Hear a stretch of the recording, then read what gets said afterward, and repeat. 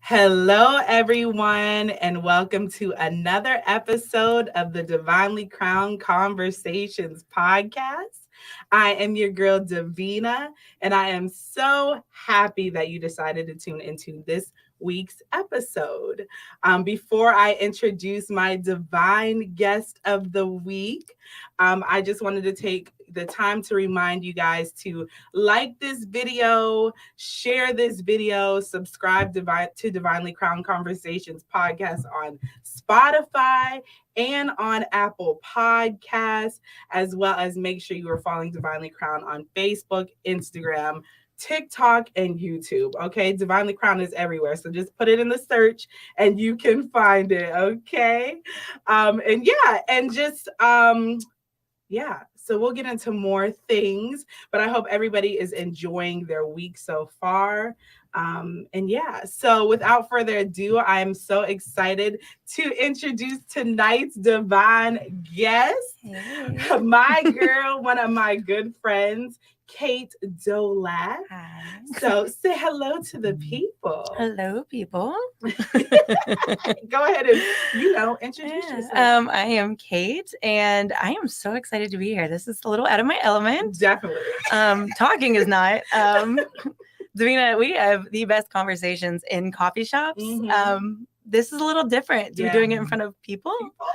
But I'm excited. I'm so too. excited. Yeah, and we definitely do. So I was like, they're gonna have a sneak peek into that, how we go to a coffee shop and we just talk and connect. So I always like to share, how I met my Divinely Crowned guest, or how we have, what our relationship is. And like I said, Kait has become one of my really good friends, like a sister, literally.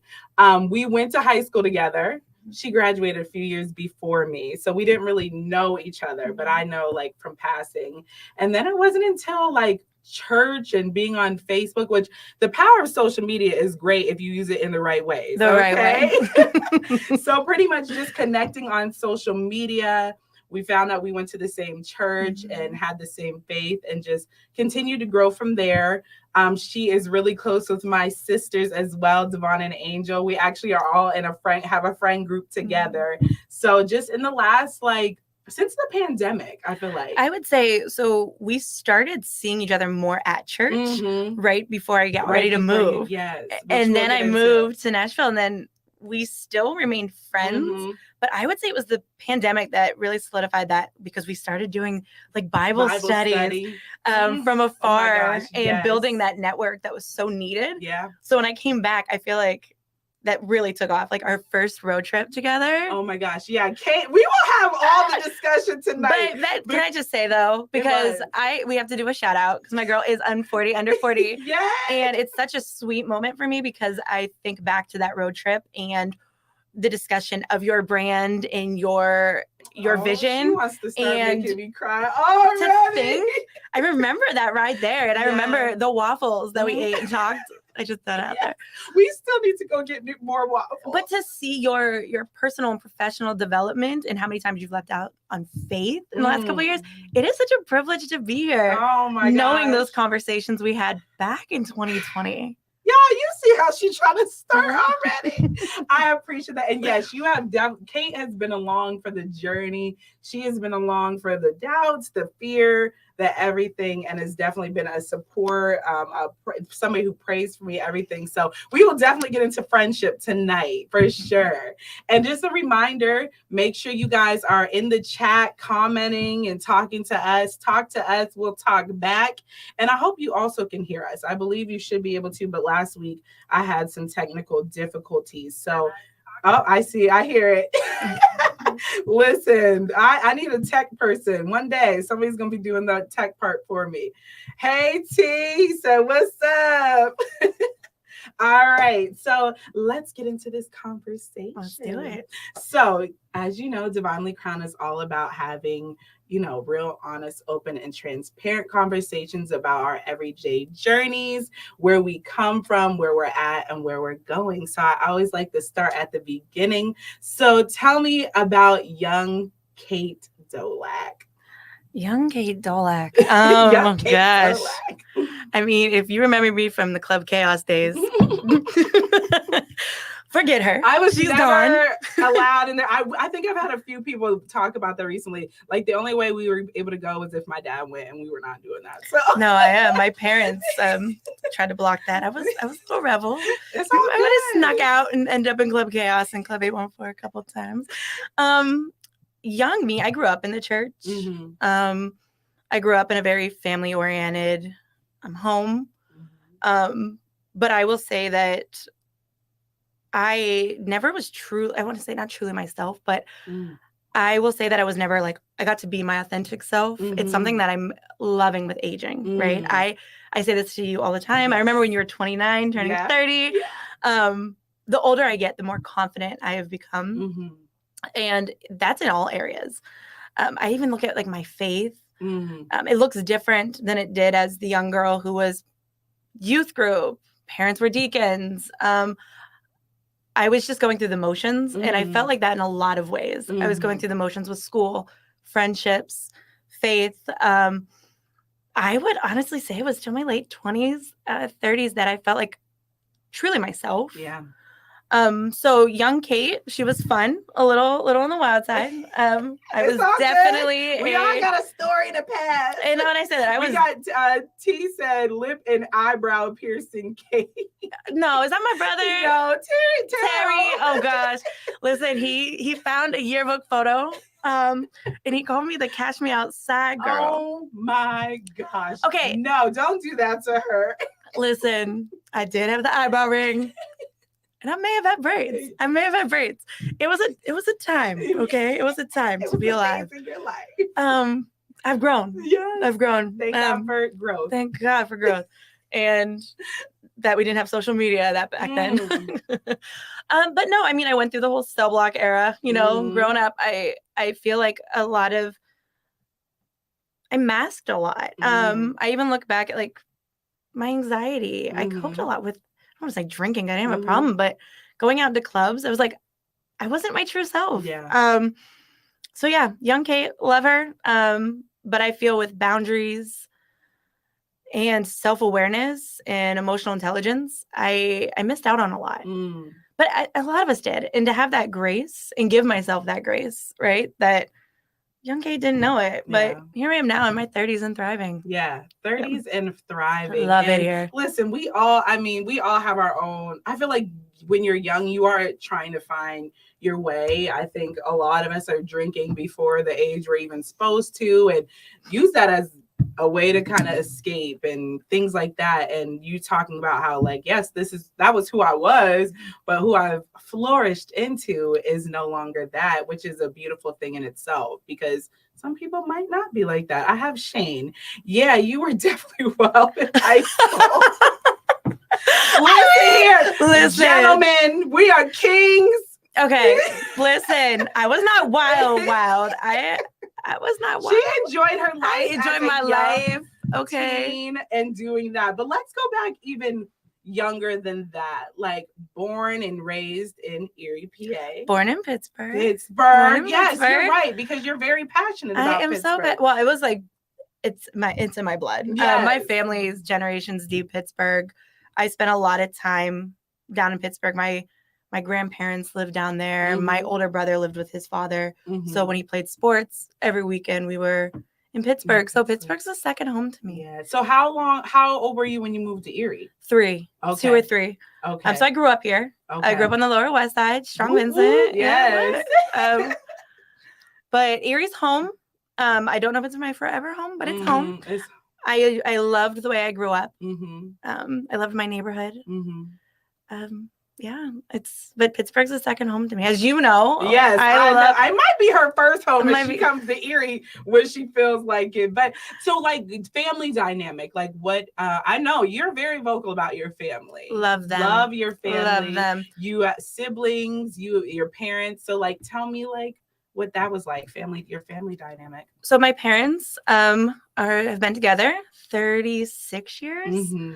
There's so much in love. I remember being in high school and people saying, oh my gosh, I saw your parents holding hands at the football game. Just so in love. They're best friends. They're genuinely best friends. Sometimes I think it's at the bar. It's a really nice bar to have, but it makes dating difficult. I grew up Which we'll get into. Yeah. My family dynamic's great. I have 3 brothers, biological. My parents took in foster kids. 3 of my lovely sisters came to us through God's plan. That's and awesome. Love it. We are close. We have the family group chat. We traveled a lot. We were on a budget. We balled on a budget. So I did a lot of road trips. And my parents just made life really fun. I never realized where we were at socioeconomically. I thought I thought we were rich, right? Yeah. We had a swimming pool.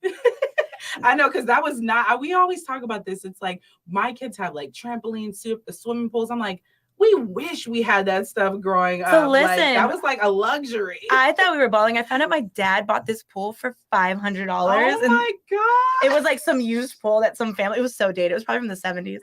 I was a kid. I'm like, oh my gosh, I have a swimming pool. It was dated. But my parents, they were great.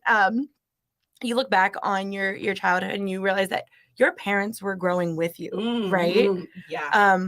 It's something that I think we often fail to recognize that we're growing up, but they're growing up. I mean, you're a mom and you're growing. Yeah. But my parents could be strict at times, but also very open. They were in the church. They had some strict rules, especially when it came to dating. But we were able to talk about everything. Yeah. And I loved that transparency. And I think back, like I hear about people talking about whoopings and stuff like that. And I mean, I've been whooped a few times, and each time I could say I deserved it. You deserved it. But man, I am so grateful that my dad especially was a patient man. And I can tell you it was remarkable to have a man come to you and say, this is why you're in trouble. This is why I reacted the way that I did. My dad he was a talker. He did not do whoopings. Now my mom, on the other hand, listen, she's the toughest. She's quick. Both, so no, she had a quick hand too. Oh my! And I had a mouth. Like I had a mouth on me. But I look back, and as an adult, I'm so grateful that I think, like for example, I remember coming home late, and my dad lost it. Like my dad's yelling and sent me to my room. Came in about 45 minutes later, and he's like, "Can I talk to you?" He's like, "I was scared. You didn't come home," and he said all of the worst thoughts went through my head, all of them. And I'm sorry for the way I reacted. You're still in trouble. You're still in trouble. Yeah. But I apologize for the way I handled my anger and my fear. Yeah. So I grew up with a very emotionally intelligent father. Oh, it makes it so much harder out here now. Oh my gosh. But like, yeah, you ain't like my dad. Like my dad. If my dad used his words. You know, you always say like, you know, you look for your father in a man, and those qualities of being emotionally intelligent are definitely qualities you want to have in a partner. So yeah, I will say it backfired. I mean, all my siblings are married. I'm the only one who's not. Same. It's okay, girl. You know, we've talked about this. Yes. But I recently was out to dinner, and my mom goes, "Yeah, like the dating world gets tough the older you get. Like if you don't have kids or you're not married, I'm like, people think there's something wrong with you." And I was like, "Excuse me, mom, you just described me." And she's like, "I mean, you do. You have issues. You have commitment issues." And I'm like, "Well, what?" But I think younger me, my parents, my household, everything seems so solid. So I had this fear of ruining something good. So instead of going, "Oh, I'm looking for my dad," I kind of self-sabotaged where I found guys who were not like my dad. Yeah. Because it was like, well, it's bound to fail. So if you go into it prepared for failure, so here I'm like, what's wrong with me? But that was younger me, and the older me, I'm like, wow, those are the traits I now look for. Yeah. But 20-year-old me was like, I don't want anything like that. I'm not gonna settle down. Because I was self-sabotaging. Yeah. So, it's crazy, and it is crazy how we view things like back then versus how we are now. And I want to even go back to how you said, like, you know, that conversation, like your dad being able to come to you and talk to you about like why he reacted and the way he did, because I feel like in our generation now, we're learning to do that with our children. Because Yeah, I got a lot of whoopings. Okay. I wanted to learn my own. Like, ask my sister. I'm like, just do what you want to do. Okay. Like, but I've grown too. It's but beautiful. I was like, you know what? Like, I don't care. But we got reprimanded, and we grew up in a Christian household where it's like, they have certain rules in place, no dating until you're married, and you can't go to clubs. And like, we came from a stricter household, but sometimes we weren't talked to about why I reacted like this, or I'm sorry. So those are things that, and not to take anything from my parents, but it's like, now those are things I want to do with my kids. Like, yeah, I might whoop you, but let me talk to you and let you know, like, this is why you're getting whooped. And have those conversations, because I feel like they're so important with the development of us. I mean, children to adults. So we learn so much as children, and then it's like some of that stuff is lingering as we're older, and it's like, wow, this is how I was raised. So, well, I think, like, how many times I've been told, I'll give you something to cry about, and how many times we were told to be seen and not heard, or this one gets me, but like, go give them a hug. And at such a young age, and again, I say our parents were doing the best that they could with the knowledge that they had, and they were growing. Yeah. But give them a hug. You're taking away our autonomy, our body autonomy, and our ability to have consent. Yeah. Because I remember as a kid, like, me, I'm not a hugger. No. I'm starting to become one. Yes, you are. I'm getting better. Yes, because the other day you were like, hi. Yes, I'm like, hug. Hey, I'm not a hugger. If anyone knows. Like, so if you ever see me and I just, I'm getting better. But you're saying that your consent doesn't matter. You're telling a child that, especially as a woman. Yeah. Then we grow up and it's like, well, our body's not ours. So if that man wants to hug us, wants to kiss us, it's not fully ours. Yeah. And then I look at where I'll give you something to cry about, when, yes, your kid crying over a broken toy doesn't seem valid, but in their world, it's valid. And that's true. So that is very true. I've had to learn that, like, realize that more. Yeah, like, it's in their small world, and we should be grateful that those are their problems. Like, that's all they're facing. Yeah. But we have been taught to be silent about our feelings and our emotions in our own body. And again, fully love that our parents did the best that they could. But I think it's something that our generation's getting better at. Yeah. Yeah. But you see where those childhood influences have lingered into adulthood, because now we're like, why doesn't anyone want to talk about their feelings? Yeah. Well, because they felt that they're invalid and they couldn't. So let's get into that, because I know, Kate, you are very vocal like me. I think more than me. I'm vocal, but like, you're like just like you just broke it down, like mental health. That is something we definitely talk about a lot in our group, and emotional intelligence and things like that. So like, let's talk about like how important that is. Do you feel like even now as we're adults and children? So I'm very transparent. I am diagnosed with anxiety and depression. And I read a statistic once that the average person waits 7 years before they seek help. And I remember in my 20s, I'm anxious, I'm just going to drink when I'm at the club. Or I'm depressed, I'm just going to fall back and disappear for a little bit, isolate. And I didn't really recognize it as that, because I had everything good going on. Yeah. What do I have to be depressed about? And I wasn't fully aware of like what anxiety was doing to my body. And then I started realizing something's up, but I'll go to the gym. I'll eat healthy. Some of these things do work for other people. And I praise people that, if the diet, the prayer, and I do all those things still, like I still do those things, but something wasn't happening. And I would end up getting really in my head, or I'd get really anxious, or I'd get really depressed, and I would isolate. And in 2020, a friend of mine lost 2020, friend of mine lost her father to COVID. And I remember wanting to be there for her.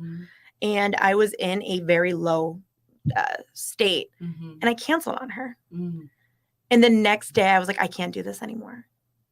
I cannot be the friend that my friends deserve if I'm not taking care of myself. Wow. And I immediately made that call to my doctor. Yeah. Life-changing. Wow. Life-changing. Wow. I don't even think I knew that. Yeah, it was I couldn't do it anymore. Yeah. And I remember going to Belize 8 months later, and with my best friend, and we've been friends since we were 10. and our relationship's constantly evolving and growing and has gone through everything. Fallouts, getting back together. I mean, it's literally like we're locked in. Yeah.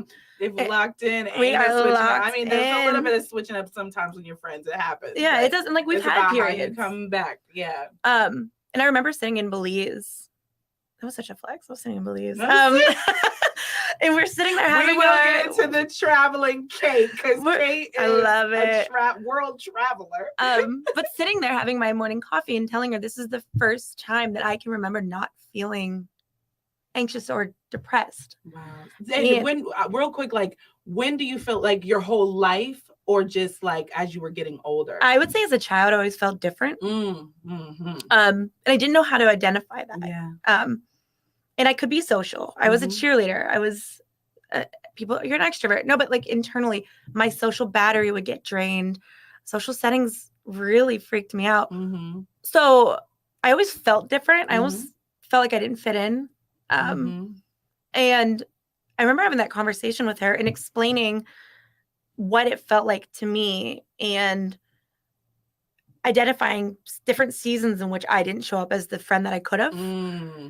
And we had this real, like, yeah, you weren't there for me. And I'm not making my mental health an excuse, but this is why I wasn't. And our friendship from that moment, just, it's a whole different level. Yeah. To have that understanding. And she's like, I didn't know. Yeah. And I was like, I didn't tell you because I'm hyper independent over here. I'm not going to tell you what's wrong with me. You're just going to assume. Yeah. Or right. So mental health is huge for me. And that looks like many things. Saying no. Not being a people pleaser. Oh yeah. Setting boundaries. Oh, it's tough. Oh, it is. You know this. Yeah. But mental health, self-care, and self-awareness looks like a lot. Identifying that I can't go to this place, and if I can, I'm driving separately because I need to be able to leave when I have to. And this is me. Knowing my boundaries, but also pushing them a little bit, where it's like I can't always say no. I have to show up for my friends. But what does that look like? Am I pushing it beyond not being true to myself? Yeah. It's a journey, but I can honestly say my greatest accomplishment in my 30s so far has been my mental health. I totally agree with that too. Like I'm very vocal about therapy, like mental health and all that, because I've been in therapy. I feel like now, I think it's because my son's 8. I think I've been in therapy since he was like 2. Good for you. Yeah. And it's been on and off, but a lot more on than off. And it's literally, I don't know what I would do without my therapist and God, like, because it's become like, first of all, my therapist now has seen me grow. And like, I remember a lot of my trauma came from my 13-year relationship. Very unhealthy. And I was in that relationship from literally a young girl to an adult woman, had children with this person, everything. And my identity was a lot of found in this person, to like the point where I did not let go for 13 years. And like, I see people even talk about, how can you, I'm like, listen, mentally, sometimes you just are that messed up in the head, but having to heal from that and break free from that, and having my therapist there and seeing like, oh my God, Davina, you just swore, like, I'm like, if I'm not with him, I'm just going to be single. My grandma has been single for this many, like, it's some crazy stuff. Like, y'all gonna hear my journey one day, but like, while having her there and now seeing the growth, and now it's just like, I just go in there and tell her about what I got going on now. And there's things now that have come up. I'm like, okay, this is what I've been feeling. She's like, oh, you might have this going on. And it's just something that if I didn't take that step, one for me personally, my children, like I have to fight for, I always tell people, fight for your life. Like literally fight for to be the best version of yourself, mentally, spiritually, physically, emotionally. And a lot of times that starts with being aware and also accepting that I have some mental health issues and I need to get them taken care of. I love that for you. And I've seen it. And we've talked about therapy. We are so like, it's just a therapy. And I love that. I love that for our group. But your life's transforming, but also like you're setting your kids and your kids' kids. You're really setting the tone. I love when my friends that are moms and dads are transparent about that because we didn't have that. There was a stigma around it. Yeah. And the world's tough. Life's tough. It is. We all need that unbiased voice.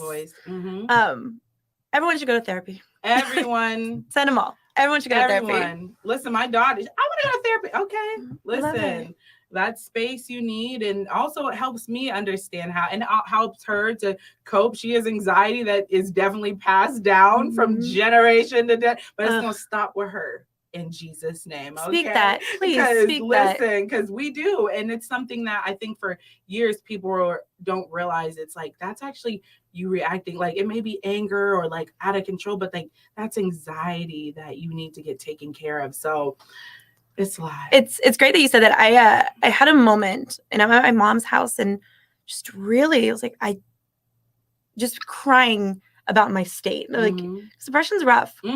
And her knowing that there's not much she could do in that moment. And she said something like, why did I pass this on to you? Oh, wow. And that impact of like, and one of my grandparents had it. And you could see it breaks my mom's heart that the trials and troubles that she faced. And it took her longer. It took her, I mean, everyone sees the love story behind my parents. Yeah. They see the joy, the friendship. My mom's depression was bad at one point, and it wreaked havoc on the home. Yeah. And she sought help later on, but I remember like her holding me, and there's this guilt that she has that she passed it on, and me thinking it stops with me. Yeah. It stops with me. Yeah.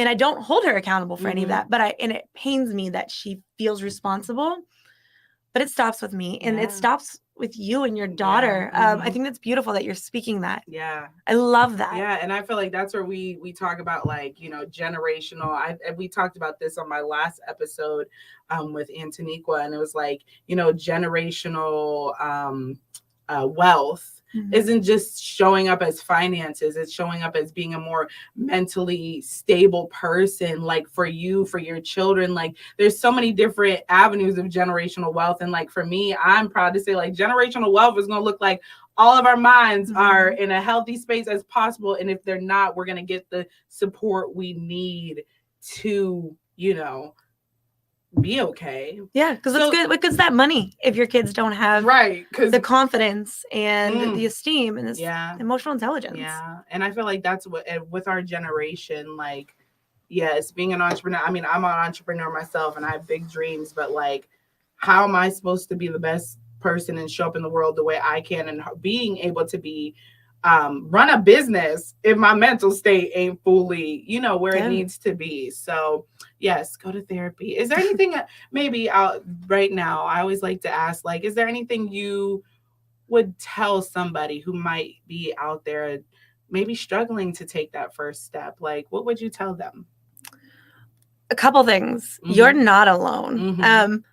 It's amazing. The more I become more vulnerable and transparent, you find a lot of people are in the same position. Therapy, you find a lot of your friends are in therapy. And just first and foremost, you're not alone. Second, it's going to be the best decision you make. Yeah. Your relationship with self is the only one you can't escape. Yeah. If you and I are hanging out all the time and I need a break, I can leave you. Yeah. Facts. I can't leave myself. No, you cannot. And that is the most important. I mean, I'm a believer. That's my most important relationship. Yeah. But here on earth, my relationship with self is the most important because I can't escape it. I'm with myself all the time. And third, discover boundaries. Boundaries are huge, especially on that journey.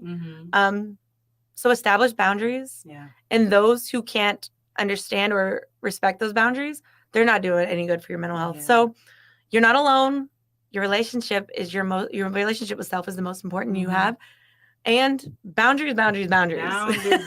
Listen, I've been learning more and more. I think this year has really hit me between the eyes that, girl, your boundaries suck. And I'm like, I know. And we're about to change this right now because this is crazy. Like, boundaries are so important because it protects you and other people. Yeah. My sis, Angelica Angel, she said, I love a good boundary. Yes, we know. I need to give us boundaries like my sis.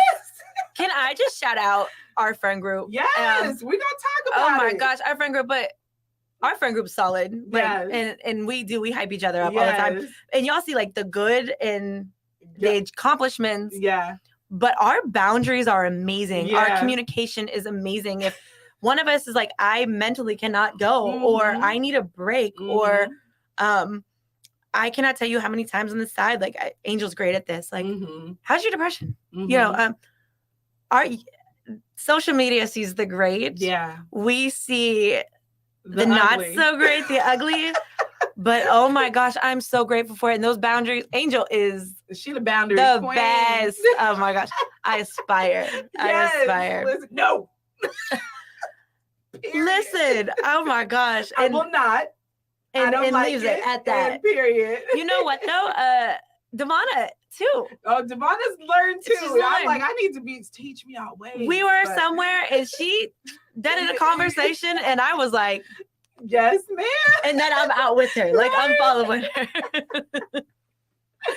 So let's talk about friendship, because you even talked about even your best friend that you said you had those times, which I've been there with friends where it's like, I love you, but I cannot with you. And I don't know when I can.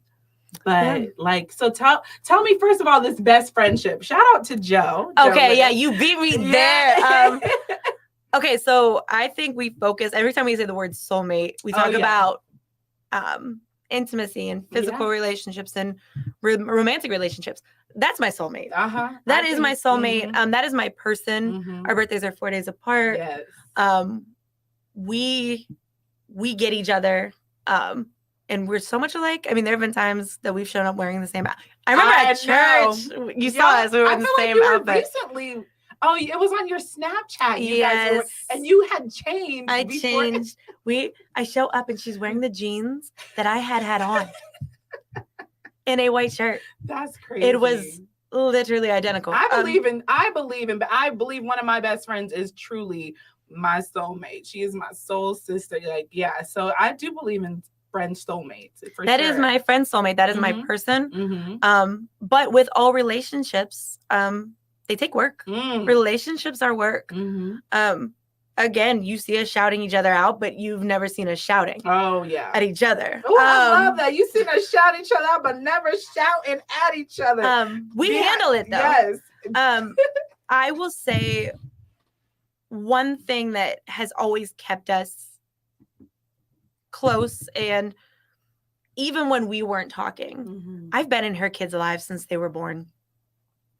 I love them. I love their mother. I feel like I'm talking about like a relationship, but But even, I mean, there was a period in Nashville that when I was living in Nashville that we weren't talking, but if something was going on with the kids, I'm there. Yeah. Our relationship's unconditional, and you don't find that often. Yeah.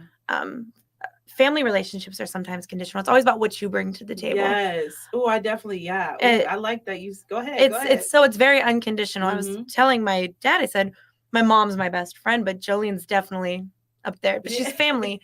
And I would say that I have family that it's conditional. It comes without condition. We have been in different places at different times in our journey where I'm not understanding why you're here. And if I continue to be caught in this place with you, I'm not growing, and vice versa. Right. And we've had space, but that respect and that love is very unconditional. So if her and I fell out tomorrow, better believe if I hear you talking about her, I'm coming for you. I know that's right.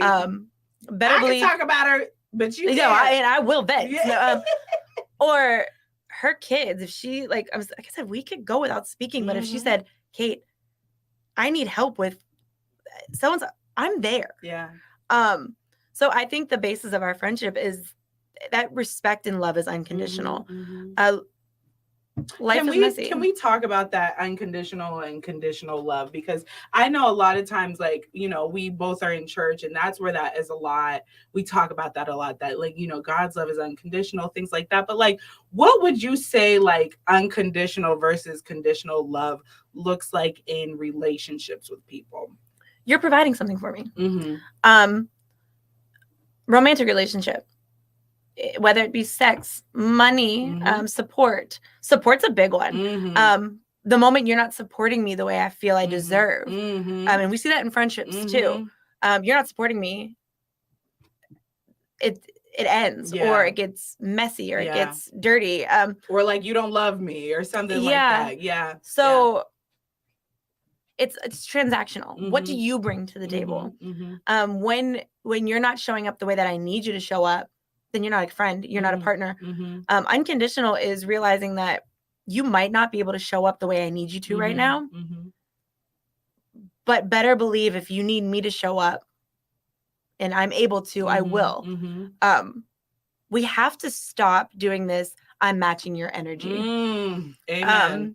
That's too much. It's too much. And also, I have to realize, if I'm going through it and I can't show up and support you the way that you want me to, doesn't mean I don't love you and support you. But too often we get caught up in offense. Ooh, and okay, Pastor.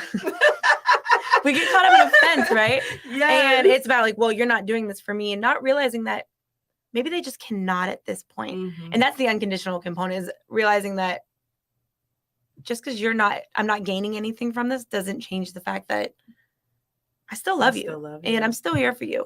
Yeah. And real quick, I have Latoya. She said that unconditional love is rare. And Brittany said, I love this. Definitely needs to be talked about more. And it does. And that's why I want to, like, because I feel like our generation is so conditional. If you're not doing for me, then you don't love me. Or how do you really love me? And all these things. And it's like, but I do. It's just, I might not be able to show up the way you want, or it could be our beliefs, our lifestyles, anything. But that doesn't mean that that doesn't mean that I love you any less, or any, like, because I don't feel that, because I don't agree with certain things, but I still love you regardless of what you might be doing or have going on in your life. And I think we also live under a microscope. So there's perception, right? Oh, yeah. So I think that people in general have been very conditional. Look at marriages back in the 60s. I'm providing this, you're providing that. True. Human nature, I mean, we're very conditional. And a lot of it comes from selfish. How am I being met? How am I being fed? But now we're under a microscope and everything's being monitored. So if I see you supporting this person on social media, but not this person, now we're comparison. There's that art of comparison. Wow. Yeah. So I think that because we are in front of cameras and timelines so often, we are a little bit more conditional because our perception's off. We're perceiving people to not show up the way we need them to, or say you wanted me to show up to something and I couldn't, but then the next day you see me, because we have to seem happy on social media. Can I tell you how many times I've posted on social media because I felt the need to portray myself as happy? But then your friends are like, but you didn't check in on me. You weren't there for me, because we're so worried about perception. So I wouldn't say that. Look at Kate, y'all. I love this. Told y'all, this is how we be at the coffee shop. Okay. So I think that that's what it then sparks those feelings and resentment. And then we focus, like, once we're resenting people, then it's like, well, I did this, and this. And then it's transactional. Social media can be good. And it could be bad. It can be bad. And let's get real, because everybody's like, oh, people take social media too serious. But if you look at the way our world is, like, everything's on social, like everything. And it's not just like Facebook, Instagram, it's everything. Everything is social media. All of the way we socialize is mostly through media now more than ever. Like, social media tells everything, tells you how to do a lot of things, that people, how you speak comes from a lot of things you heard on social media now, how you act, how you dress. So it is a big part of our life now. So we gotta be real. Like, we got to be real. And you know me, I will go through stages where I delete it. Me because too. That's also self-awareness that I find myself insecure. I find myself, well, this is so childish, but this friend didn't like my post. Are they mad at me? And that's where that anxiety, oh my gosh. It's natural. And I love that you're being on it, like, because it is like, a lot of us go through it more than I think. And sometimes in friend groups, we can talk about it. Like, I know I have friends that I'm like, why didn't they do like this? Or like, maybe people don't. And it's like, it's natural. I think a lot of us, more than we want to admit. Listen, I'm admitting it, but a lot of you do it. Right. Y'all do it. We see it too. Javar, is it Javar Gonzalez? I don't know. He put a muscle in a fire. I don't know him, but thank you for tuning in. But yes, so friendship, the beautiful soulmate, but you value friendship. Like, I know this firsthand because I'm one of your friends, and I know how we got a group chat. We are always in it. We were just in it all morning long and things like that, supporting each other. So like, how important is friendship to you? I remember how we used to push the phrase blood is thicker than water, but not all blood is good blood. And I look at my friendships as, these are my people. I chose these people. They chose me, and they mean the world to me. I look at the grace we give each other. I remember reaching out to you saying like, hey, sorry, I haven't been as present. And you do the same. Yes. I think Kay and I had our first little situation ever. This past year when I had to come to the library. Oh my gosh. And it was a lot. But I was like, you know what? If this is how you're supposed to be. So I'm like, hey, I got to pull up on you. I got to talk to you in person, not over a text, not call you. We talked about the thing that bothered me. And it was like, oh, girl, okay, we're good. But it's like you said, those types of things are, So because of that, these are the people that I'm choosing to do life with. And time and life are such precious gifts to me. So the people I'm choosing to be friends with, I'm going to invest in them because they're my people. I do. I love my friendships. We love you. I love you. Listen, she is a great cheerleader when it comes to, I feel like we all are, but like this today, my friends, like, and we definitely all support each other. I was like, what a perfect day to like have you on when we're all like kind of got some things going on in our life. It is definitely my greatest, outside of the family that I was blessed with, the greatest gift. I am so grateful. And it's so sad to me when I see women, especially posting that they don't have solid female friendships because my ladies are everything. Oh, yeah. I love you fellas, but like you just can't relate the way that my friends do. And I'm so grateful. Yeah. I love our friends. I'm grateful for us too. Like, and this has been a big topic. Friendship has been a big topic. And I realized the older you get, the more friendship is actually way more like really important. Like we're doing life, and you know, there's like that meme or it's like a post that has been going around like on and off, and it's like, you know, even adults need a tribe and things like that. And it's like, yes, we do. And I have, you know, my friend group with you guys. I have my like Bible study girls. Like, it is important to have different friendships for even different reasons. 100%. And I watch you have a lot of friends, but like I feel like they all serve different meaningful purposes. And being able to like, I see you at concerts with friends, and I'm just like, I think that's so cool. Like,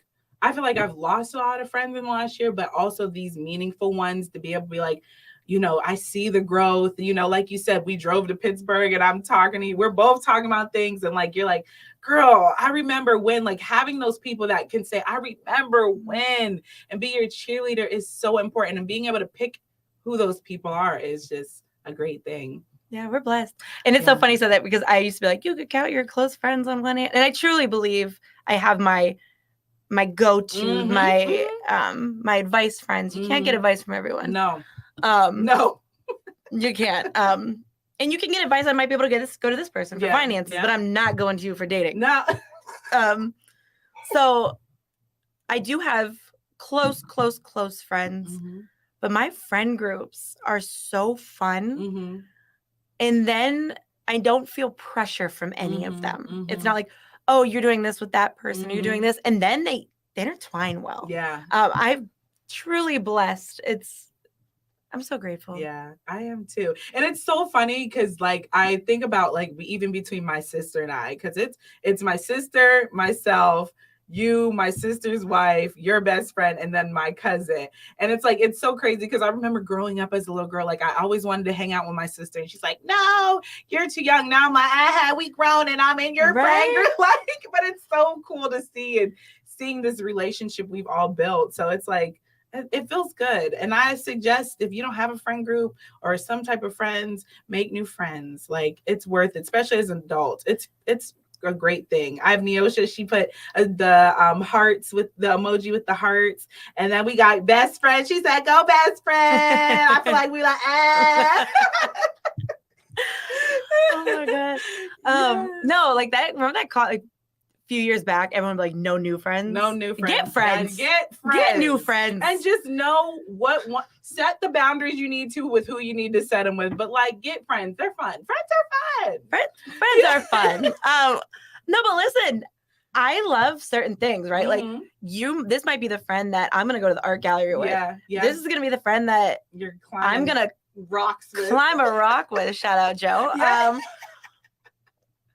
It's okay to make new friends. Yeah. And I think the more you become aware of yourself and your interests, and confident in who you are as a person, you realize that there are people that you probably connect with differently. Yeah. When you're trying to mask and fit a certain mold, you're not going to have those genuine, authentic friendships. And me, I'm discovering, oh, I like doing this. I like this kind of music.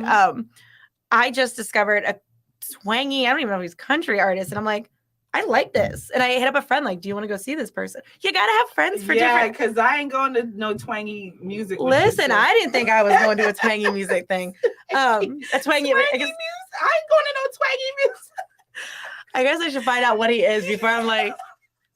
Don't even know who you're going. I just like the sound. I like this twangy music thing. I lived in Nashville. How do I not know this? We got Joe. She said, hey. And then she said, we're climbing Mount Everest, which that is a great segue into my next topic with Kait. Kait is that adventurous. Kait and Jolene are those adventurous friends. And you when I say you've traveled the world, you travel like a little quarter of the world so far. But tell me, how is traveling, like how important, and when did you even start? You're a big traveler. So my parents we always did road trips. I remember coming home in 4th grade and they had the car packed up and we did a road trip across the country. So I've always had it in me, but it was limited. Then our 30th was coming up on mine and Joe's 30th birthday because we celebrate together. We're 4 days apart. I'm older and wiser. Joe, she's trying to throw shade real quick. I got Bobby. What up, Bobby? He said, this is random, but please keep going, homie. I love it. I appreciate you, bro. I really appreciate that.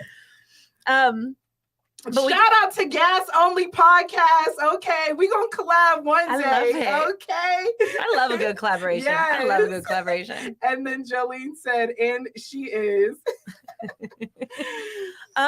But we decided to get our passports for our 30th birthday and go to Italy for 10 days. We just jumped in. We stayed in hostels. We took train from, we did Venice, Florence, down to Rome. Florence was amazing. I might have twerked in front of an old church. Listen, I didn't twerk in the church. Listen, so don't judge me. All right. But it was after a little bit of the house of the Lord.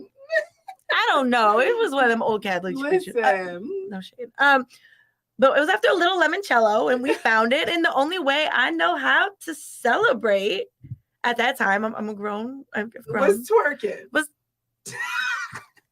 In my defense, Jolene played back.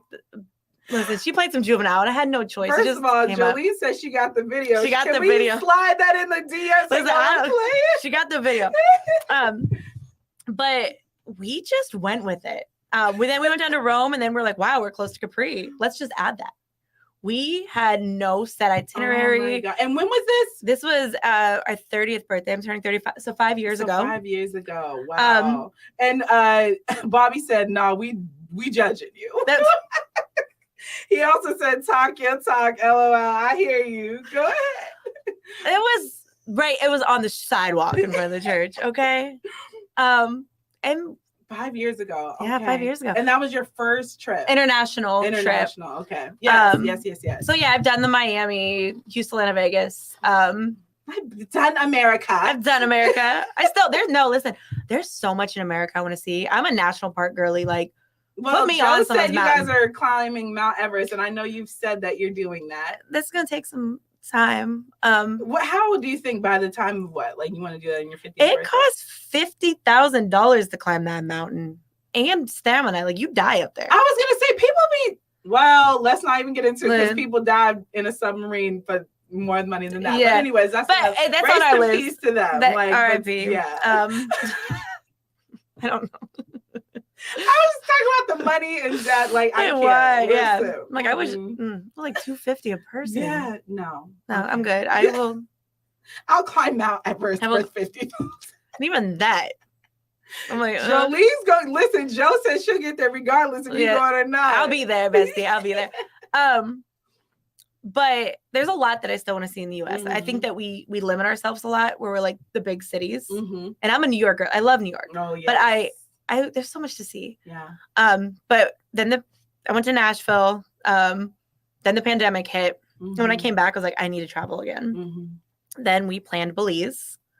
Belize was amazing. We stayed on an island with the locals. We didn't even go to a real touristy spot. Loved it. I caught a batfish with my bare hand. Batfish. Everyone Google it and then Google judge me. Batfish. It's hideous. It's so ugly. It sounds like who wants to? Okay. I was a couple margaritas in, and a guy was like, "Go catch it." I'm like, you would. I got videos of that too. Is that when you fell off the boat? Yes, okay. I fell off of the boat into the shark water. Yeah. I swam with sharks. Accidentally. I was trying to get Jill said, I've got that video. She has all the videos. I did see that video. She has all the videos. Yeah, she's a content. Yeah. She's so good. She's a content. She is. Our kickball video was fire. Yeah. Which nice, you got her out. The first base, that was fire. I said, Joe, you would, but it was fun. It was fun. Yeah, I'm still recovering. Me too. This is 30. Real quick, real intermission. Kait, Kait is the creative adventurous, like, let's do our youth again. And this past weekend, we did an adult, it was called Forget Those Kids kickball game. And it was so much fun. But let me tell you, adults in kickball is just a lot. It's a lot of emotion. Like, I understand why kids have temper tantrums because it was like all we were having temper tantrums. And two, oh my God, we were all sore, icing ourselves. I woke up in the middle of the night and needed painkiller but it was fun.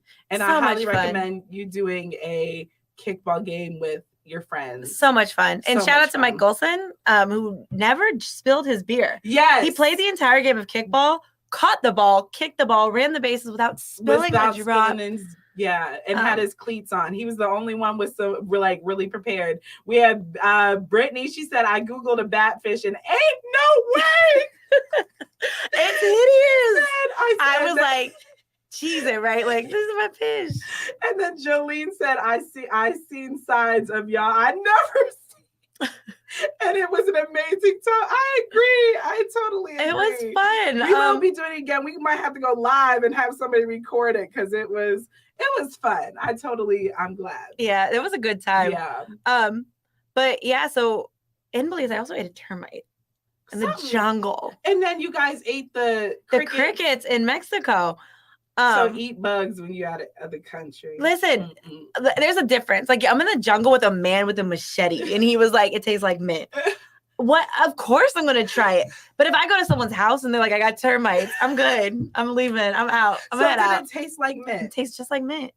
Interesting. So I'm like, don't judge me for twerking in front of a church. Judge me for eating termites. I needed some gum. But you know what? You only live once. Said, I got that video too. First of all, we might have to have her just put these on my wall so y'all can see all these videos. I'm definitely the wild one. But then we did, after that, where did we go next? Everywhere. We had a really fun trip in Sayulita. I know a lot of people do Mexico. Do yourself a favor, and Angel's gonna kill me because this is our spot. I won't tell you. Never. I'm not forget the name of the town, but venture out outside of Puerto Vallarta and Cancun. She already said it too. I know. So when it comes to traveling, because you said you were gonna start like posting traveling more on. So like, what would you suggest when it comes? Because first of all, you guys are the reason I finally got my passport and used it. We were supposed to go to Greece. That's another story for another day. But like, just what do you feel like the importance of traveling internationally is? Know who you're traveling with. Oh, that's good. Not everyone travels the same.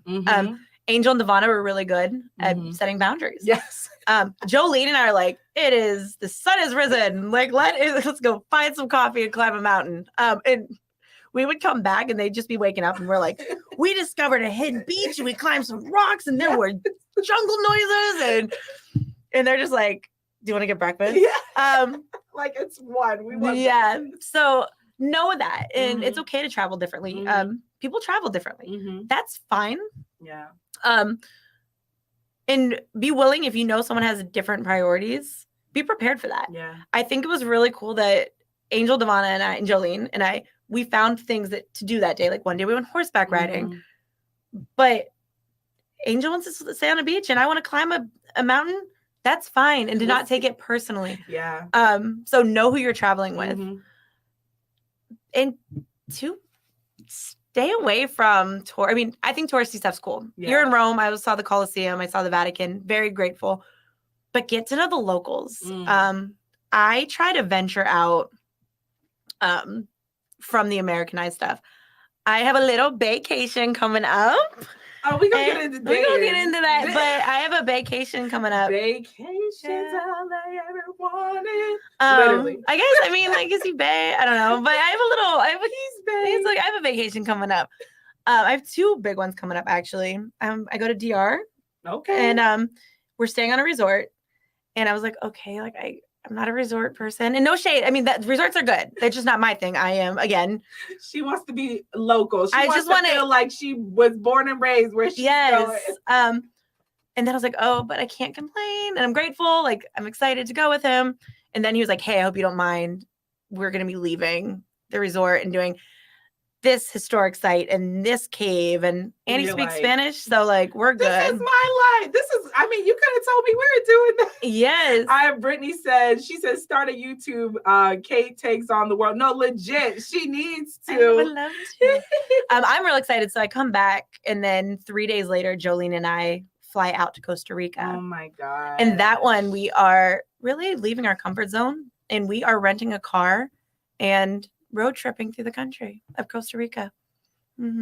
That is so dope. So there's a surf. Are you gonna record? Y'all need to just record. Yeah. You need like vlog. I'm gonna need you to get like a GoPro and strap it to your head. I'm like, I will drive us through the jungle. And if you've been in a car with me, I'm a horrible driver. She's in her little meet car. I'm like, can I pack that up? I have a meet. Yes. I hope I'm saying your name right. It's Javar. He said, find some Javier. I'm sorry. Oh my gosh. Duh. Javier. Am I right? Or am I just? I think it is.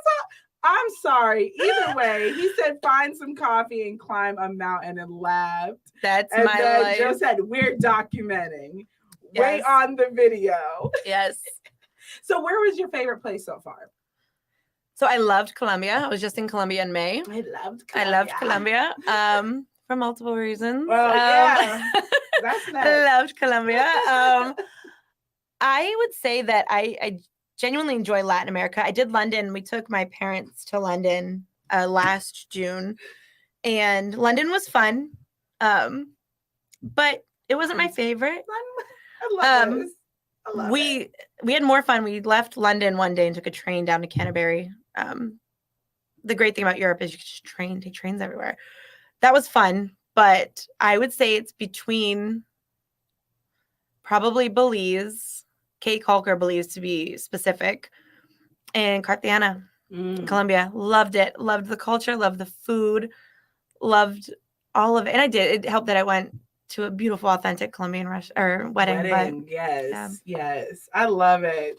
I can't wait to be traveling. I'm ready for our trip. Where are we going? Listen. Greece? Where? Anywhere. Let's get a dartboard. Or not a dartboard, a map. Listen, I'm the friend that has traveled the least.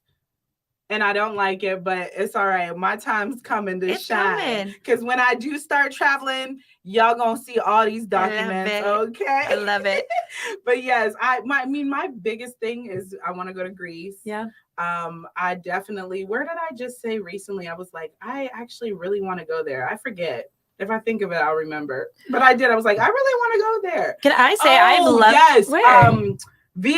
Is it Vietnam? Vietnam's on my list. Vietnam. I watched a movie and then I watched Jeezy and his wife were there. And I was like, I never looked at Vietnam like this. No, I'm obsessed with it. Very beautiful.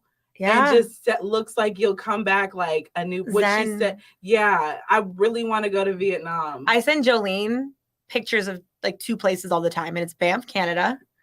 I want to go. It's Google that because that also looks beautiful. Brittany, if you're on Google that. Brittany, Google it. Banff, Banff, Canada. And it's in the middle of Canada. It's in the middle of the Rockies. Beautiful for my nature lovers. And I send her pictures of Vietnam all the time.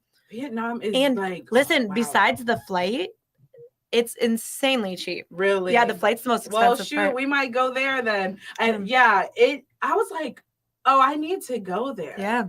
It's so, because I don't know why I always think of Vietnam as like maybe more of like scary. The only thing we hear about is the Vietnam War. So that's why it's like, but no, it's beautiful. So yeah, definitely wanna check that out. So. Yeah, I'm all for it. I'm all for the travel. But I will say this, one of the things that I really appreciate and where we grew up in Erie, we all know how Erie is socioeconomic status. We have the poorest zip code.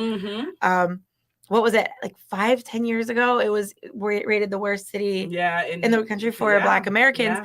And then I get on social media and I see the people I grew up with traveling. And even if it's within the states, I love to see it because I can't speak for your experience, but I didn't grow up seeing a lot of people in our neighborhood traveling. Not at all. And it brings me so much joy to see that our generation's making it a priority. I love to see y'all travel. Like anytime I see someone on social media, I don't even have to know you well, but I'm like, we're from the same neighborhood. Yes, no, legit. Yes. Like I love it. That's true. And so people always like, oh, outside Miami, but like anywhere outside of Erie. Like I've always appreciated living here. And when I do travel, it's like, it does make you appreciate living here because even though we don't have a lot, we're able to experience a lot more because we don't have a lot here. So, and Brittany said, just looked it up. So beautiful. Never heard of it. Adds band to bucket. I love it. You can come. Yeah, look, she will let you come. Yeah, I'm like, you can come if you want to climb a mountain with me. But and like you said, like I personally, Miami's not my speed. I've done Vegas. We lived in Vegas for a year when I was a child. Oh, wow. Really young before I came to Erie. I have family out there. Vegas just is not my thing. That's okay. Yeah. But I'm never going to say, ew, you're going to Vegas. Like that's your thing. Yeah. But again, those are those boundaries when it comes to traveling. I get invited on those trips, but I also know that I will not be the best version of I shouldn't say the best version of myself. I can have fun anywhere.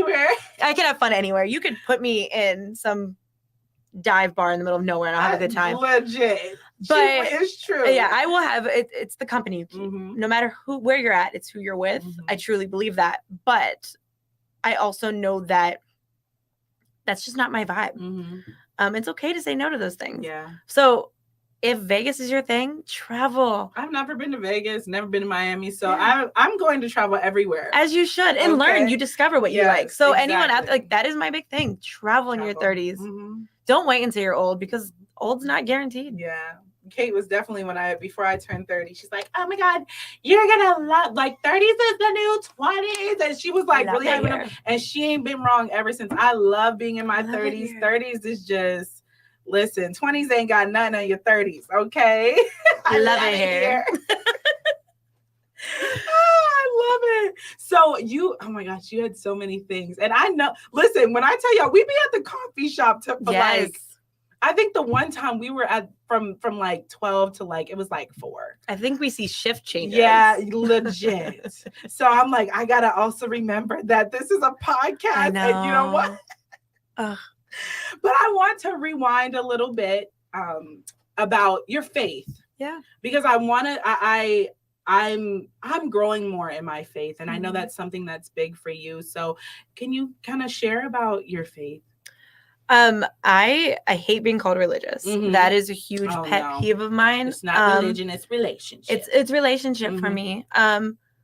It gets me through my day. It's my every moment of gratitude that I speak out goes to God the Father. It's a huge part of who I am. But I also grew up blessed to have parents that really modeled the Jesus that I know and love in their generosity, in their forgiveness. I remember my dad forgiving someone who really hurt our family and us, my older brother and I, like, why? Because sometimes it's easier to hold on to anger because you can control it. Yeah. I can control this emotion. My dad's like, I'm called to forgive. And seeing that, I didn't understand it at the time. But I'm blessed to have witnessed parents that truly give without condition, love without condition, and are just some of the most generous people I've ever encountered. I know I sound biased, but they are definitely walking the walk. So for me, I even struggle with being a Christian because I feel like there are so many people who label themselves that but don't really know Christ. Or show the love of it. Right. Gandhi said once, I'm not a big Gandhi fan for a lot of reasons. A little racist. But I will give Gandhi this quote. It's not the person, it's the quote. It's not don't associate me with Gandhi. Right? But he said, I like your Christ, I don't like your Christians. And in recent years, I've really seen some hatred come from the mouths of those who profess to be Christian. So for me, I try, it's hard because I navigate as someone who loves Christ and I follow Christ, but I tend to dissociate with myself with Christians, and I know that's wrong. But it's hard. Yeah. It's hard. I know so many people have been hurt by the church, and to clarify, that's not God. Yeah, those are humans. Those are human beings hurting other human beings. But I would say since the 2016 election really took a toll on my faith, because I was seeing people that I was sitting in church with saying some hateful things all in the name of politics. Yeah. I'm like, you worship politicians, not Jesus. But it really, I had to have, I pulled away and I found myself getting angry. So my faith has kind of circled back, and now I'm back in understanding that those are people. That's not Jesus. But I will say the pandemic, the elections, my faith was definitely tested. But no, my faith is everything to me. Yeah. It's how I navigate my relationships in life. No, facts. And I definitely agree. There's been so much, and I know the word Christian can be such a but I know for me personally, it's I want to be the hands and feet of Jesus. And that comes from being a light, accepting people. And Jesus sat with all the people that we would not sit with, probably, you know what I mean? Yeah. So it's I want to be that positive, showing the love that and like you said, he is people, that's people. That's not him. So, but I know you're vocal, we've done Bible studies and stuff. So I was especially with our generation, because I know there's so many different things out there that you can attach to. And it's I love when I can, be able to talk to those people that do have my same faith and are growing and finding their own relationship with the Lord. One of the most painful things I had someone say to me was I was as a gay man, and he said, "You are my first Christian friend." And I thought, where have we fallen short that I am the first Christian that you associate with? That's crazy. It broke my heart because it says a lot about Christians. And my goal is for someone to look at me and be like, wow, she loves like Jesus. Yeah. She gives like Jesus. Yeah. Not even, I don't want to be like, oh, she's a Christian. I want people to look at me and go, she lives like Jesus. So that's my driving force. I want to love people. I want to love people where they are. I want them to feel safe. I want them to feel welcome. I want them to know the Jesus that I love. Yeah. So I can't do that without loving Yeah, Jesus, that's so true. Yeah. I have Labrie. She said, I feel like that's true. I'm excited getting closer to the Lord, which her and I have talked. And then Jolene says, shout out to the Dolags. And then we have Brie Lynn. I'm sorry, Labrie. I don't know where I got Brie Lynn from. She says, same. That's when I realized I was uncomfortable with putting a name and religion on it. Yeah. Yeah, for sure. So speaking of, listen, I told you we can go. I got stuff for you, sis. Okay, we're an hour and 9 minutes in. Okay. But so you are very vocal about, like, you're a big advocate for a lot of things. Mm-hmm. So, like, where does that advocacy come from? And like, even when, you know, I watched you through the pandemic during the rallies, you weren't even living here. No, I attended a rally in Nashville. And you've always been vocal and been an advocate for so many different people, organizations, different things. And I just want to know, like, where that comes from, and, you know, touch a little bit on that. I grew up, my parents did a lot of outreach. Mm-hmm. And then when we would serve in the homeless shelters, my parents made us eat in the homeless shelter. Wow, yeah. So I saw people for people. Mm-hmm. You were not a homeless person. You were a person without a home that I'm dining with. So, and I saw my parents, you could be a doctor coming to their house, or you could be an addict coming to their house. Mm-hmm. I saw people. Mm-hmm. And I understand I'm a white woman, and I understand intersectionality. Yes, I'm a woman, so there are times that I have faced injustice, but I'm a white woman with privilege. Mm-hmm. And I truly believe that no community can say that they're thriving until the most marginalized group is doing well. Okay, Kate. So it is my passion that we're all doing well. Mm-hmm. And it's just something, and I've always been like that. I was just that child that didn't like people being picked on. Mm-hmm. I didn't like bullying. I saw a stray dog, I would tell my parents they'd follow me home, and I really was like, come on. I just love, and I tend to be very empathetic. That at times can be a fault. I think it's one of my greatest blessings and one of my biggest downfalls. But I cannot navigate this world and give gratitude for my blessings if I'm ignoring the areas that others don't have. Yeah. I believe I'm blessed, and I believe that I was born with privilege. But what am I going to do with it? Yeah. And if God entrusted me in this body, in this skin tone, I'm not going to be responsible with it. I'm going to speak up against injustice. And she does. If you follow her on social media, Kate, she don't play. I don't play. She don't play. So, like, let's talk about adversity when it comes to that. Like, do you ever feel like you face adversity for being such a vocal person? And by the way, before she got here, where were you at? I was I was serving. She was serving. Yeah, I'm like, yeah, doesn't surprise me. Yeah, I thought when she texted me, she said she was in Mass, and I was confused. But then she's like, no, I was voice texting. No, I had the privilege to serve dinner tonight. She is definitely has a serving spirit. But like, because I can imagine that comes with, I mean, I know what I go through, but like being an advocate for so many different people, like, does that come with adversity? You know what?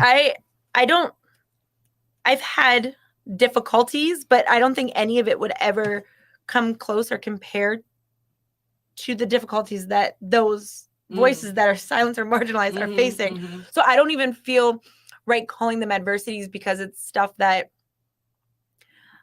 what you experience as a Black woman is based off of people judging the color of your skin. Me speaking up is a choice. I'm not being prejudiced against.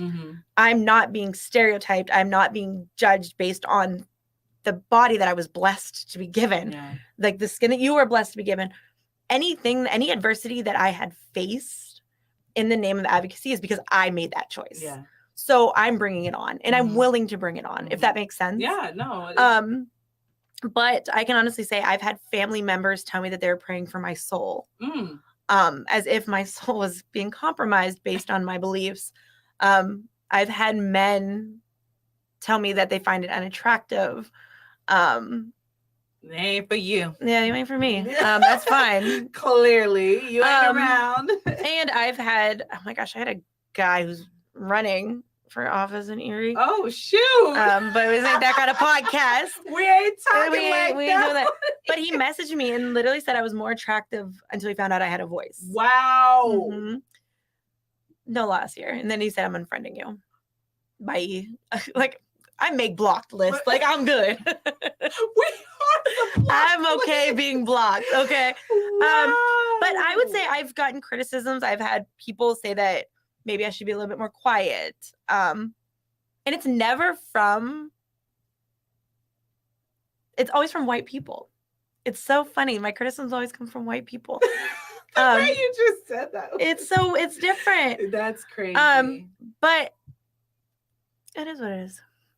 I just listen. And I just think that as my responsibility is to listen and where I'm needed and where my voice could be used, I'm going to use it. And when I need to sit down and shut up, I'm going to sit down and shut up. But it will never be because a white person told me to sit down and shut up. And I sound like I'm over being racial. Okay, this ain't that, but yes. But I mean, like, because if you're telling me that me speaking up for Black lives as a white person, don't silence me. Now, if a friend came to me and said, okay, maybe it's your turn to sit down and listen, like, girl, I got you. Please. I will. Just let me know when it's time for me to speak. But yeah, my criticisms, but I don't consider adversity because it's stuff that I can navigate and stuff that I made the choice to put myself into. That's a understandable way to put it. So for sure. Jolene said, I can attest to that. I met Kate because she was only nice person in 5th grade. 24 years later, she's my bestie. I love it. Yeah, I loved the underdog. You know, she got picked on. Well, look at you now, baby. Listen, okay. what did Mike Jones say back then? They didn't want me. Now I'm hot. They all on me. I know, Joe. I'm sure. Listen, Joe is a true Mike Jones story. And Kate is very much a class clown. She has, what's a dad joke? Give me one real quick before we go into, because Kate has many dad jokes. I can't believe you just put me on the spot. Okay, I'm going to give my favorite one, and I can never get it out. So if I can get it out without laughing. Take a deep breath. Okay. What do you call a laughing motorcycle? What? A Yamaha. Oh. Next subject. She will go all the time too. She has literally like a calendar. I do. I have a dad joke of the day. You were on Erie's Black Wall Streets with Troy. Yeah. Troy, and you did. Who do you think? Who won that? He won. He won. But I will do a rematch. We might need to do a dad joke. Like, I want to do one of those when that might have to be a game we play. I'm here for a dad joke competition. I love it. So, I can't let you. Well, there's a few things. I feel like, but we talked about the vacation, and that is something that we talk about. And a woman who is single as me, I like to talk about. We talk about dating when we're So let's talk a little bit about that dating in 2023. So dating in 2023, I'd rather not. 10 out of 10, don't recommend. Right, like this is not what I thought it was going to be. I mean, I really thought I was going to be married by now, but that's a whole nother story. I was like, I'll be married at 25. I'll have my kids by 28. Yeah. Oh my gosh. I had their name. My kids' names are nothing like when I used to say, I'm going to have my baby's name. Yeah, nothing. Remember the game MASH? Yes. Like, I'm supposed to have a mansion and like 12 kids and be married to some celebrity, but MASH was a lie. Yeah, it was a lie. It was a lie. Dating. This is an area that we're very vocal about all the time. I could say like I'm not in a relationship. I'm dating.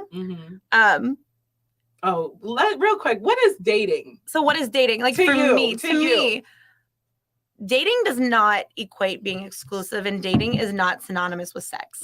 I want to put that out there because the moment a person says they're dating and especially women, if they're saying, "Oh, I'm dating multiple people," oh, you a hoe. I said dating. We need to, let's stop the idea that dating equals sex. It is not synonymous. Yeah. I can go on a date Tuesday with guy A, Thursday guy B, and Friday guy C, and decide that, you know what, I wasn't feeling guy B, but I'm still going to see guy A and C. And then maybe after a couple of weeks, be like, I wasn't feeling this one, but this one I'll continue. We make the mistake of jumping in too soon. Yeah. I go on a date with you, and no shade to those who can be intimate and separate the two. But knowing me, if I were to go on a date with you, date 2, I get intimate, now I'm locked in. But now you're so caught up in like, I'm dating this person, that now you waste 6 months and realize this isn't the person. Who knows what you missed out on? Who knows what you didn't discover out there? I date. I date. I will date. Okay. I date. But I also believe in those boundaries and that communication. I am dating somebody. I'm seeing somebody who does not live in Erie. Period. So, yes. So the distance it sucks. But I realized, again, this is where you discover yourself. I realized I'm not interested in anyone else.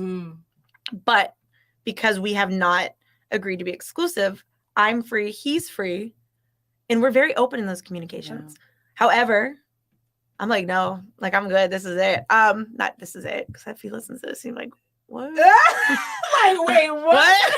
Like, don't get he was scared. Like, I like text him and it's green now. I'm like, oh my gosh. Not the what is it? I'm like, please help me switch to Droid. Please help me switch to Droid. I cannot. No, we're very open in that communication. But I think that's as long as like, these are my boundaries. And if say I were to say to him, like, I want to be exclusive, and he's like, I don't, we could decide at that point, well, I can either leave and pursue something else, or we can do this. And if you never end up there, like those boundaries and that communication is so big. Yeah. And I'm learning that this has been such a pleasant experience. Our communication is so open.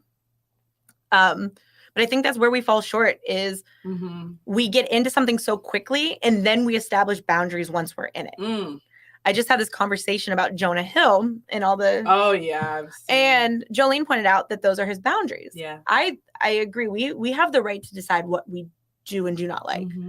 But he waited until they were in a relationship. You pursued a woman who is a surfer, who's in a bathing suit, and then you waited till you were in it to say, these are now my boundaries. Yeah. I think if we're very honest from the beginning and going, say you're someone who doesn't want to... You want to date exclusively. That's me. And you do. But once you're... And you know, we have this, because she's like, Dana, and I'm like, I don't want to. I don't got time, energy, my heart. I will say this, you are.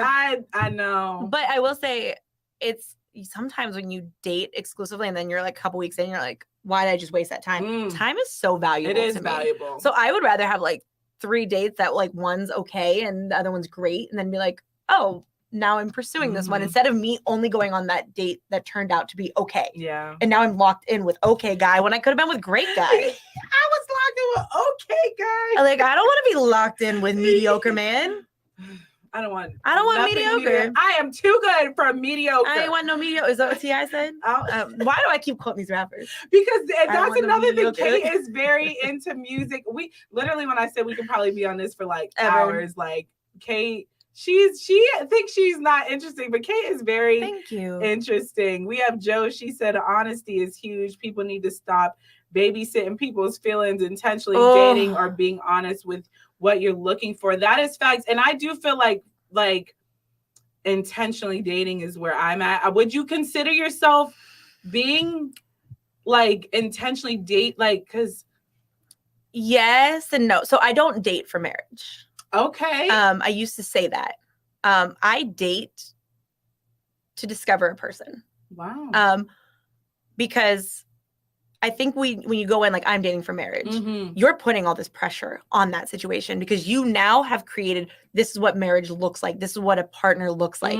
However, you might meet somebody who says like, wow, this is who I am. And you're like, that's actually now what I want in a partner. When we date only for marriage, we are already saying, this is my husband. This is what I'm looking for. And if you don't check this, and this, I'm off to the next.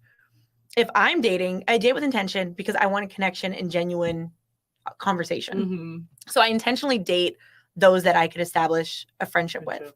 And I told you how much I fight for my friendships. The problem is yeah, we date people who aren't our friends. You've had friendships fall out and get back together. Yeah. When there's just lust or surface level things, you're not fighting for that. If there's a friendship there, you're fighting for this. So I date to discover another friendship with someone that I'm attracted to. But I feel like, oh God, that can get, but I mean, I feel like it takes a strong person to be able to do that. But that's where the boundaries come in, right? True. Because you've established, again, we often don't establish boundaries until we're in over our head, where we're like, now I fell for you. What do you mean you're seeing other people? No, you should have, let's do that from the beginning. I think that with boundaries and no pressure, I can honestly say, and if he ends up listening to this, he probably is. I don't know. Listen, he's probably listening to this, or he might. Who knows? He'll make fun of me. He really makes fun of me a lot, which I love. I love banter. I love being teased. You do. But I'm also, if he does listen, I am the funniest person my friends know. He doesn't think I'm funny.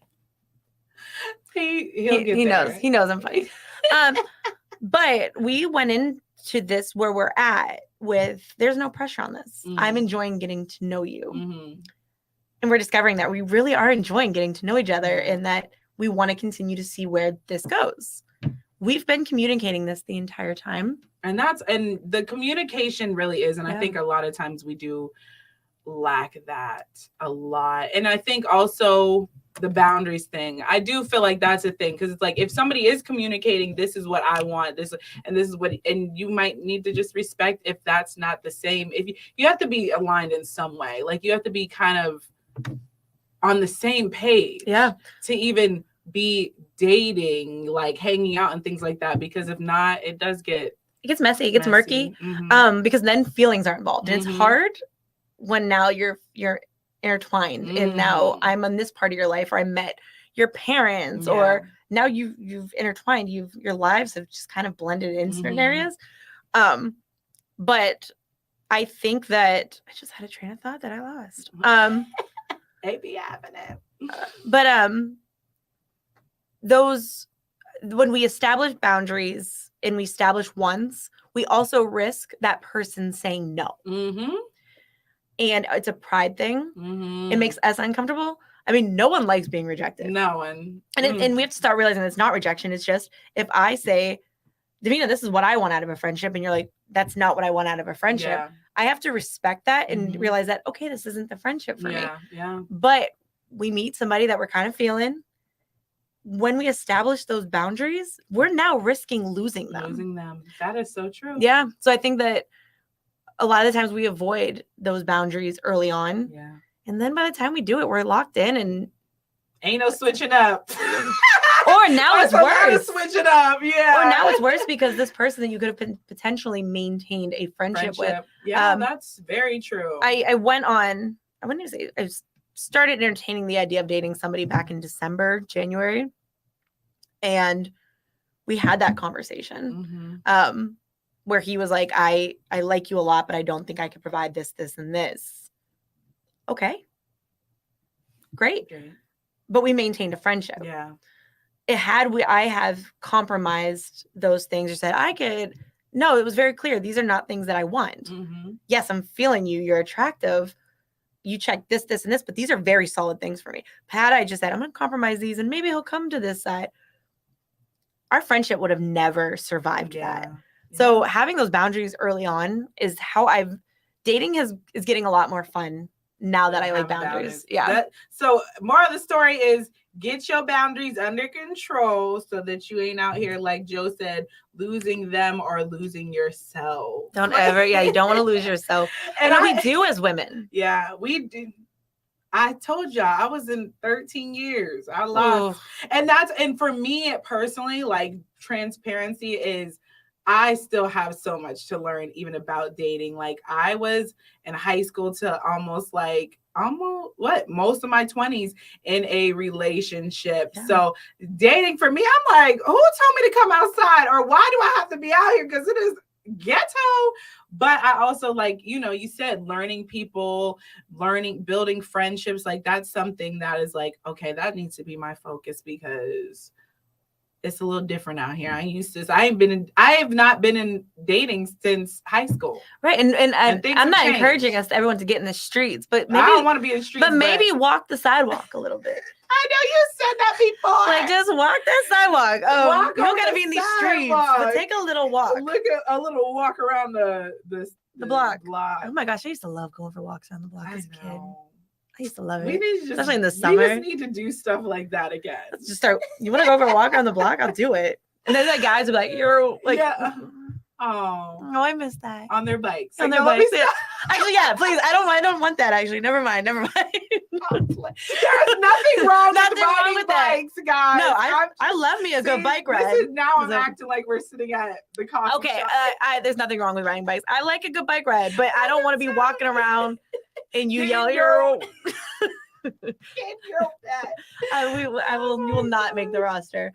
No, but I want to do a whole, I want to have actual questions and stuff because I know dating has become a big topic. I think why? Because we all are, at the end of the day, we do want to be with somebody. We want to do life with somebody. And I just feel like I want to have healthy conversation. I want to be a part of the healthy conversations when it comes to dating because I feel like there's so many conversations that are not healthy or not pushing us forward or not helping us to get to a place where it's like, okay, so what can we as individuals do better so that we can date healthier, so that we can create healthier romantic relationships? So it's like, and I want to have that conversation. I even want to have people who, are married or but in our generation, because I know there's some healthy relationships that I see of friends that are married and they have healthy communication things. And I want that. And I want us to talk about all that. So it's coming.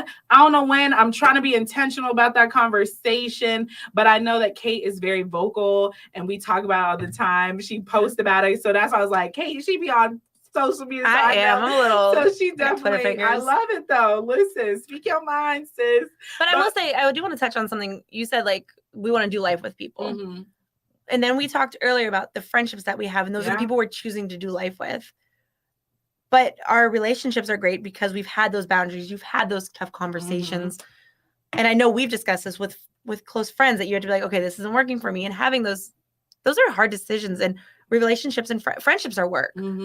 So maybe we should change the shift from dating to marry to dating for those kind of friendships, because just as much as I value my friendships that I'm doing life with, the man in my life, I want that too. So, and that's what my mom always said. She's like, you need to be friends first. People need to be friends before, because that's how you build that relationship, is being friends, getting to know each other, and then, oh wait, we love each other. Oh wait, I want to marry you. So that is important. Yeah. I did not say anything about marrying anyone. If you're watching this, that was your words. I just want to go to DR with you. Friendship. I mean, she be going out the country with all her friends, so it ain't nothing. Yeah, it's nothing. It's what's the difference between him and Jolene? Same thing. Jolene, I promise.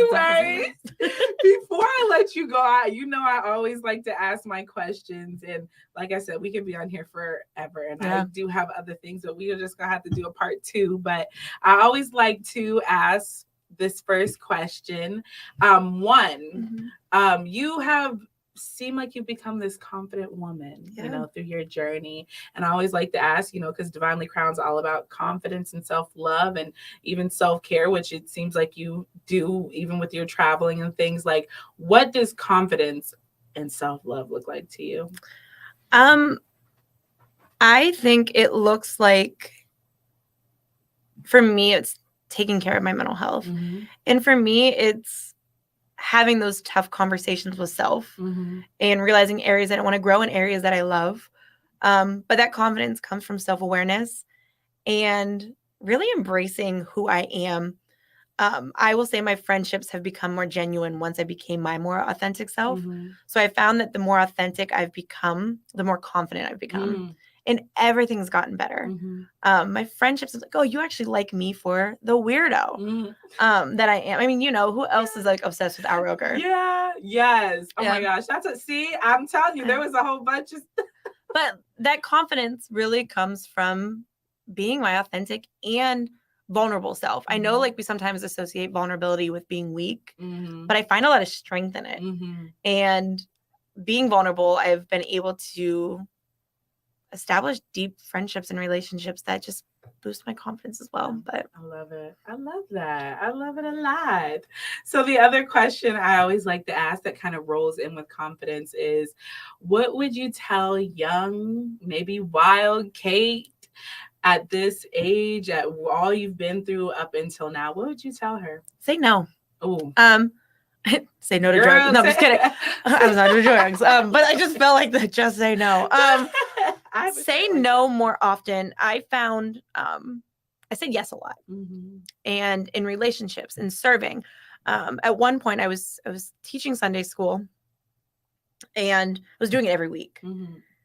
And I know this doesn't sound like a bad thing, but I found that it was becoming a job and not a passion, and I wasn't pouring into that position that I had the privilege of doing. So that's an honor to be able to teach our young minds. I had to step back and establish a boundary. No, I can't do this every week. I'm not being my best version. I'm not able to be the best version of myself, and therefore I'm falling short to God, to those around me. So I learned to say no. I found that if I said yes to helping this person, that person, this person, and showing up to this event and that event, I'm now giving a piece of my energy. And now I only say yes to the things that I really want to say yes to. Younger me was often drained. It came to work. I remember picking up shifts because I didn't want to disappoint. Overworking myself, over saying yes to myself, not saying no to the guy I was dating, and not like in a physical way, but saying no, like, you want to see me? I don't care that you're tired. I don't care that you have class. I don't care that you like. I came second. I love saying no. And I wish younger me was confident enough to say no, and realizing that those who respect your boundaries are going to be okay with your no, and those that aren't, bye. Younger me. Say no, everyone. Say no. Just say no. Say no more often. I love that because I'm learning to say no a lot more. And I love it for me because it took me a long time to get here, for sure. Feels good. It does. It feels good. Then you have to There's a lot of power in no. But listen, sometimes I have to check myself because I'm like, I've been saying no a lot. Like you got like 50 no's and one yes. I'm like, another Law and Order marathon. Nope. Like, I'm saying no to these friends because I want to watch this. Like, no, I gotta say yes more often. But no, finding the balance of saying yes and no. But and that comes down to like when we were younger, we weren't really allowed to say no. We didn't say no to our parents. We didn't say no to adults. So then we enter adulthood and we're such people pleasers. So younger me, I wish she knew no. Well, I'm glad that she found her no now. So I always like to leave the royal mic throne, whatever, for anything else you want to say, anything you wish I would have touched on, anything before I wrap this up. I think we covered a lot. It was fun. I love it. This is just a glimpse of our conversations. Literally. Clearly, because I was literally like, Davina, be mindful of the time. I don't have much to say, but for any of those who maybe find themselves where they've been struggling with anxiety and depression, and they're finally reaching that point of, now what do I do, or what are my next steps? I'm a very open book. I discuss my struggles. I'm very transparent about what works, and not one size fits all. And I feel like we sometimes just hear so many voices. But if someone out there is watching this is like, I'm finally there. I'm very transparent. I think that I have found so much fulfillment in life that I want this for others that are in my position. There's nothing to be ashamed of with having anxiety and depression, but now how I'm feeling, I want it for others. So that's good. Yeah. So if I kind of want to leave with that, like if you just need someone to talk to, well, no, I have to have boundaries. Right. I guess if you have any questions about that journey, I have boundaries. You are not about to vent to me. Get a therapist. This ain't that. Yeah, this ain't that. This ain't therapy. But if you're like, hey, Kait, like, I'm a little nervous about therapy. Yeah. I will tell you not to be nervous. Yeah. And then I'll be like, here's a list of therapists. Yes. She is not. Please don't slide in her DMs. Do not. Oh my gosh. Listen, respect those boundaries. Yeah, maybe I shouldn't say that. That's good because a lot, I mean, yes, it's good to reach out to people, but like I have a capacity. I have boundaries, and please don't. Ooh, and I will say, I'm sure you've had people who just, oh, you're here for me. Oh. And I'm like, yeah. Oh my gosh. I have yes, I've learned to say that more because being in what I do and everything, it's like, I can't be present for you right now fully, but I literally told someone that once. I was like, they came up to me and they were one of those people who just trauma dumps. I was like, are you venting right now? And he was like, yes. I said, I'm not in the space mentally to handle that. Yeah. And he was like, what? Look at you. Devon and Angel are rubbing off. I know. I mean, I love it. Your friends do add you. Yes, they do. Well, I always like to give my flowers. So I just want to say thank you. Thank you for our friendship. Thank you, like I said, for, saying yes to this divine conversation. And just thank you for just being your true, authentic self. And I'm just so proud of you and your growth and this journey you're on. And I only know it's going to get better for you. And I can't wait to hear about your trips, So, yes, I did link her Instagram. So she's getting ready to start doing more travel stuff. So keep up with Kait. Keep up with Kait on her Instagram. Thank you. And I just want to tell everybody, listen, y'all was in the comments. I was looking at the views. Okay, views. Kait, thank you for having me. You're welcome. This podcast is a blessing. Thank you. Listen, one last thing. 2020, that road trip, the growth. I'm talking about this one was shy to get on live. I know I should be put you out there like that. And you are nervous about posting content. I know. And now you are out here. I love it. Yes. It has been an honor to be a part of this journey and witness it. Thank you. Yeah. I appreciate it. It's been an honor to have you. So everybody, thank you so much for tuning in, watching. You still have time. This will be up. So share this, like this. You can even be in the comments still. Thank you for continuing to be supportive of Divinely Crowned. I don't know if y'all heard yet, but your girl who's on the front cover is on the Erie's 40 Under 40 2023 list. I am very proud of this moment. If you don't know, this year will be 5 years of Divinely Crowned. So this is huge for me. Kait, like she said, she knows how hard I've been working. Blood, sweat, and a whole lot of tears. I was just crying the other day, okay? Because I'm so passionate about what I do, and to be able to be recognized in this group has been a blessing. So thank you to those who have voted for me. Thank you for those who have been sharing and commenting and DMing me and texting me and calling me. I've been a little overwhelmed, but I love you all. And I appreciate the support that you guys have given me this far. And just stay tuned because I got so much more for all of you. And also, I do want to say while I'm on here, August 21st, I am part of the Safe Net soiree. It's called Bloom Under the Moon. And I just said to make sure I invite you all to come get your tickets. I'll be posting it on my social media and I'll post it in the show notes. But if you want to support a good cause, the Breeze Band's going to be there. We're going to have a magician there, food, drinks. I'm going to take my Divinely Crowned soiree, specialty and expertise and bless somebody else with them. And then hopefully this fall, I'll be back to doing my own soiree. So I wanted to put that plug in there. But just remember, guys, until next time, you are Divinely Crowned.